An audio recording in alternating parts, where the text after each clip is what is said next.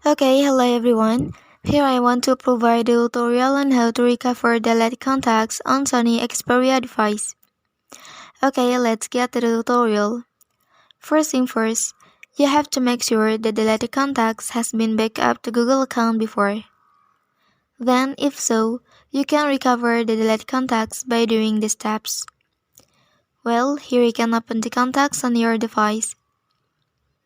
And then here you can select Fix and Manage option.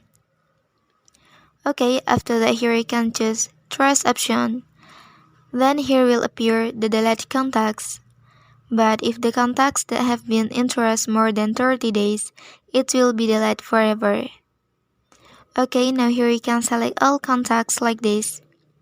And then click on 3 dots and choose Recover option. And then the deleted contacts on your device has been restored. Well, that's the tutorial on how to recover the dead contacts on Sony Xperia device. If you are helped by this video, don't forget to like and subscribe to get other information from this channel. Thank you.